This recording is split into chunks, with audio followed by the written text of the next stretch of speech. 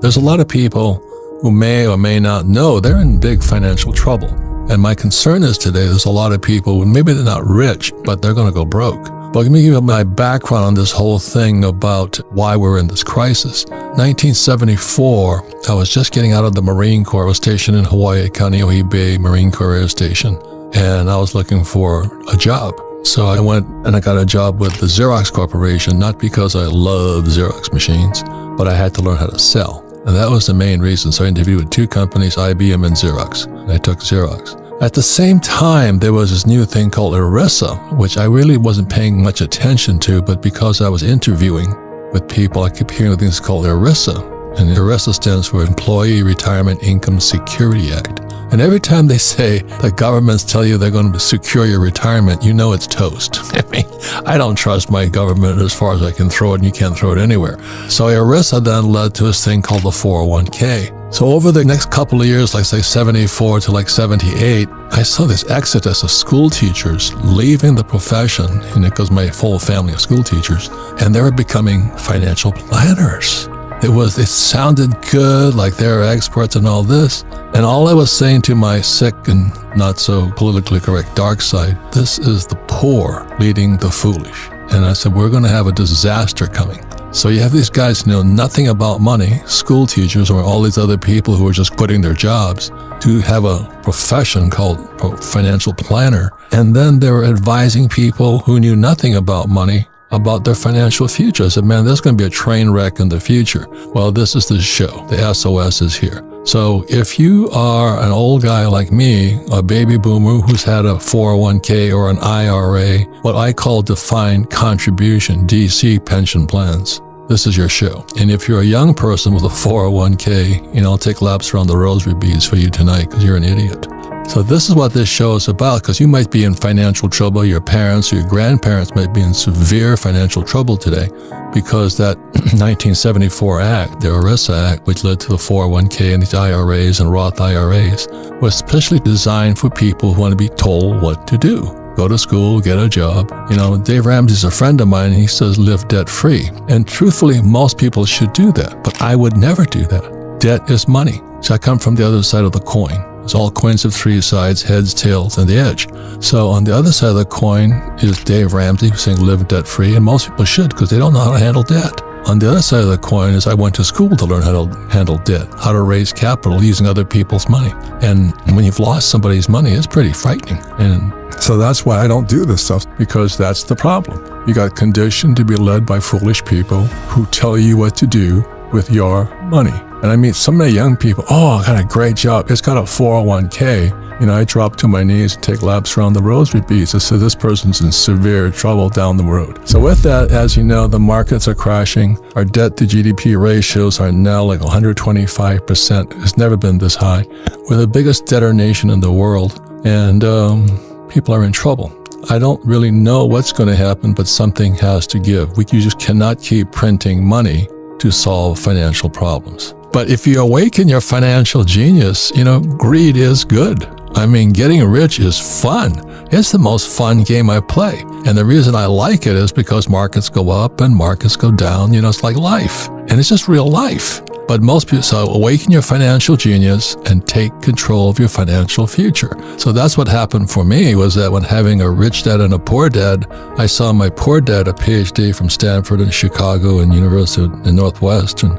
He was just so content to have a PhD and a job and a government pension. Government pension is kind of a defined benefit plan where you guaranteed a paycheck for life. That's defined benefit.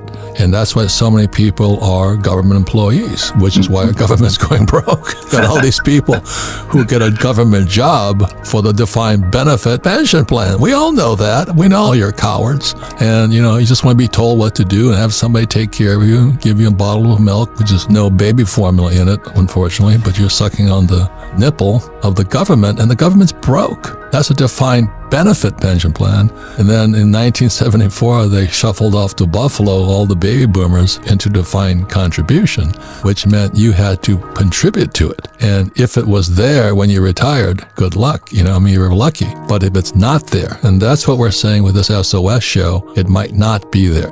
Our education system is so corrupt, broken, and woke right now. But most academics have this point of view. I'm not interested in money. There's a self-righteous, stupid, underlying attitude, because I grew up with them. I'm not interested in money. I'm just going to do a good job for the kids because my whole life is dedicated to the kids. Well, why don't you educate them about money? Well, because I'm not interested in money. And there's this underlying mantra I've heard in so many people who are government employees. I'm just not interested in money. It's the biggest bunch of crap I've ever heard, because they're the first guys that fight when you take their paycheck away, and they'll sell their soul for their paycheck. But given the state of the economy, the stock market, and our brilliant leadership under Biden and Kamala, the border Harris czar, jeez, a war in Ukraine and inflation going through the roof and Elon Musk laying off 10% of his workforce, we're talking about what you can do now given the state of the economy. And if you're praying for your retirement, let's say you're 65, you might be in serious trouble. I think in the baby boom generation, they're out of time. There's a very big difference because time is a big factor in this whole thing. So it's good. The crypto guys are learning it early. But the problem with our generation, my generation, was we came of age around, let's say, 1970. Nixon took the dollar off the gold standard, and all we knew was a boom economy. Even right after 2008, they just printed more money and it kept booming. But that's why I said our debt to GDP is now 125%. It means for every dollar we bring in, we can't cover it. Our tax dollars can't cover it. So they keep borrowing more money. Not really borrowing more money, but kind of propping the market up. Yeah. And now we're at the end of the line. But after you kind of realize what was going on in the stock market, all markets boom and all markets bust. But this could be the biggest bust in world history. It's a global bust. We might have a global depression again. I grew up in a family of government employees, and their whole thing is this self-righteous attitude is, I'm not interested in money. I just want to do a good job for the community. Biggest lie I ever heard. You try to take their paycheck away, they fight like dogs. They'll bite you in the hand. It's the biggest lie. And so many people will sell their soul now. They'll do anything to keep that job. But they're not interested in money because money is the root of all evil, And that's what I hear going on all the time. So anyway, let's start this whole thing off is when financial planners became the fad new profession, every school teacher, not every, but, they were just leaving in droves. Poor leading the blind. It's just shocking what's happened. Our problem is education. It's so hardcore Marxist right now. That is the communist game plan. It has always been to invade higher education. Yeah. So in 1930, the Frankfurt School sent teachers to Columbia University in New York, and that's when the student protests began. And America became communist through our education system. I'm making more money than ever before today, but because I am a proactive investor. I was just saying to John, I just sold 2 properties that we made quite a bit of money on. And he said, where do you put your money? Well, you put it in cash. I bought Wagyu bulls, breeding bulls. This is a Japanese breeding bull, which I always wanted to be, but never got there. But anyway, I'm in the food business now. And I'm in the oil business, not stock business. I don't trust stocks or bonds. I never have. I don't have any. Well, I do have some, but they're companies I took public.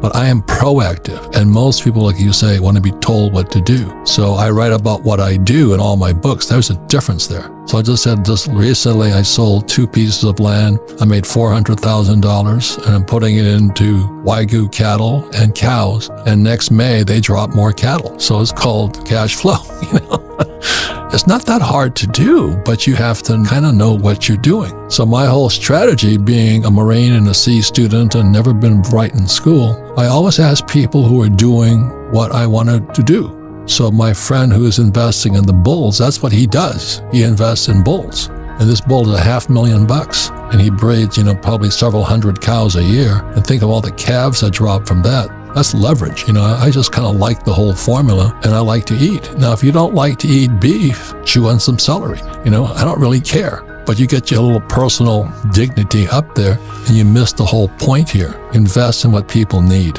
People need oil. I invest in it. People need housing. I invest in it. People need food. I invest in it. There's a very big difference, but I invest with people who are doing what we invest in.